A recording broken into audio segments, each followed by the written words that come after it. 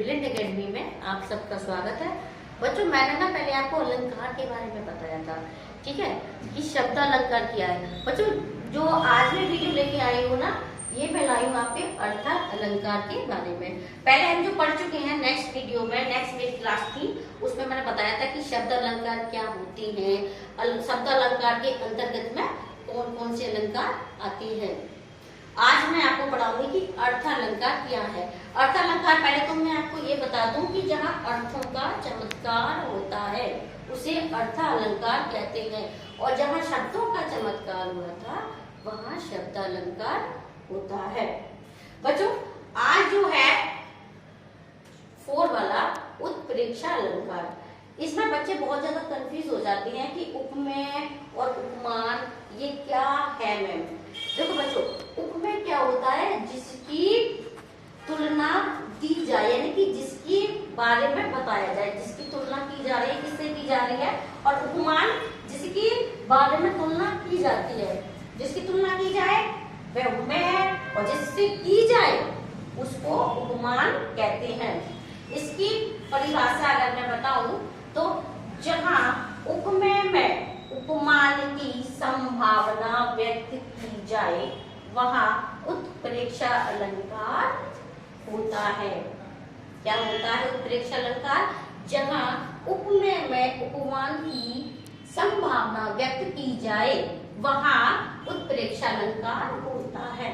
उदाहरण से कि सोवत ओढ़े पीत पटल श्याम सलोने गात मानो नीलमणि सैल आप तो प्रयोग करवा। बच्चों, इसके बारे में अगर मैं परिभाषित हूँ, इसको डिफाइन करूँ आपको, तो इसका अर्थ क्या निकलता है कि सोवत ओढ़े, या उपमेय मैं आपको बता रही हूँ जिसकी तुलना दी जा रही है, और उपमान जिससे की जा रही है तुलना, ठीक है।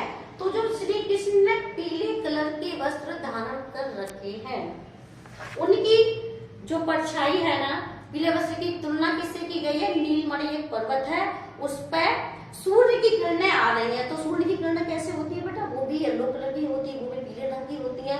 और जो श्री कृष्ण ने वस्त्र धारण कर रखे हैं वो भी पीले कलर के कर रखे हैं। तो यहाँ किसकी तुलना की गई है और किसमें की गई है? यहाँ श्री कृष्ण और नीलमणि एक पर्वत है उससे की गई है। आशा है कि आपको ये वाला अलंकार मेरा समझ में आ गया होगा। अगर मैं इसकी पहचान बताऊं, कभी कभी एग्जाम में आपको ये बताता है कि आपको एक उदाहरण दे देगा और पूछ लेगा कि बताइए निम्नलिखित में से कौन सा अलंकार है। तो जो इसकी ट्रिक है ना समझने की, आपको अगर दोहे में ये दिख जाए, जानू मानो जनू मनु ज्यो त्यों इत्यादि, अगर आपको शब्द देखने के लिए मिले तो आप वहां पहचान सकते हो कि यह उत्प्रेक्षा अलंकार है। ठीक है बेटा। दूसरा आता है कि उपमा अलंकार।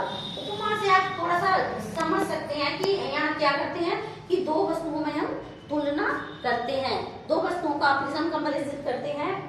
कि इसकी डेफिनेशन, जहाँ उपमेय में उपमान की समानता की जाए वहां उपमा अलंकार होता है।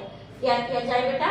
वहां संभावना की जा रही थी, यानी कि उनको लग रहा था, यहाँ क्या हो रहा था, लग रहा था कि शायद ऐसा हो, लेकिन यहाँ समानता की जा रही है, दो वस्तुओं में तुलना की जा रही है, उनके कंपैरिजन किया जा रहा है। उदाहरण के तौर पे मैं जैसे दे दूं, हरिपद कोमल कमल से। हरिपद, यहाँ हरिपद किसको दिया है? अर्थात नाम दिया है भगवान विष्णु भी ले सकते हैं, भगवान राम भी ले सकते हैं, मतलब यहाँ जो हरिपद है वो भगवान के लिए है। तो पद यानी कि स्थान होता है कि जो हरिपद कोमल कमल से, कि जो अर्थात भगवान के जो चरण है वो कोमल माने इतने मृदुल है, कोमल है, नाजुक है, कमल के समान है। किसके चरण है? श्री आप कृष्ण भी ले सकते हो, यानी कोई भी भगवान है जिनके कमल कैसे हैं, जिनके पैर कैसे हैं, कमल के समान है। इसकी पहचान की ट्रिक है कि जिसमें से आए, सी आए, सा आए, या सम या समान। जैसे इसका जैसे एक उदाहरण भी है कि नारी विच साड़ी है, कि साड़ी विच नारी है, नारी ही की साड़ी है, नारी की साड़ी है। हालांकि ये संध्या अलंकार है, लेकिन इसमें सी आ रहा है, लेकिन वहां तुलना नहीं की गई है। वहां तो वह संदेह में है कि पता नहीं नारी ने साड़ी पहन रखी है या साड़ी ने नारी, लेकिन यहाँ उपमा है। उपमा दो वस्तुओं के बीच में कंपैरिजन होता है, यानी कि तुलना होती है। अब लास्ट वाला आता है बेटा रूपक अलंकार। इसकी डेफिनेशन में क्या होता है, बच्चे कंफ्यूज हो जाते हैं। इसकी जो परिभाषा है वो मैंने अपनी तरफ से बनाने की कोशिश की और आपको समझाने की कोशिश की है।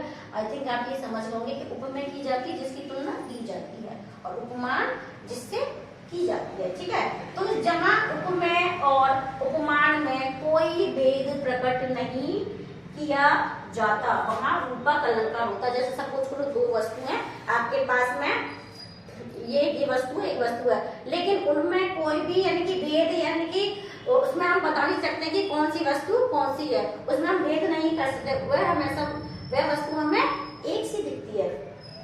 उदाहरण, मैया मैं तो चंद खिलौना ले हूं। एक छोटा सा बालक है जो अपनी माँ से हट कर रहा है, उसे जो चंद्रमा है ना वो क्या लग रहा है, खिलौने की समान प्रतीत हो रहा है। वो क्या समझ रहा है कि वो दूर ना एक खिलौना है आकाश में जो चमकता है और उसे वही लेने की वो हट कर रहा है। अर्थात उस बालक को छोटा है, नादान है, वह ये नहीं समझ पा रहा है कि जो चंद्रमा है वह एक खिलौना नहीं है। उस बालक को वो खिलौने की समान प्रतीत हो रहा है। तो अर्थात हम चंद्रमा में और खिलौने में कोई भेद स्पष्ट नहीं कर पा रहे हैं उस बच्चे के अंतर्गत देखें तो।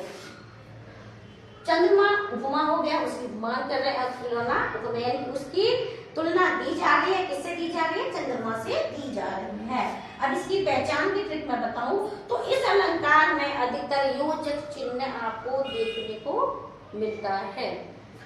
बच्चों जो मैंने पढ़ाया आपको समझ में आया होगा और मेरे को कमेंट्स कीजिए कि मैडम कहाँ क्या कमी थी, उसको हम सुधारेंगे।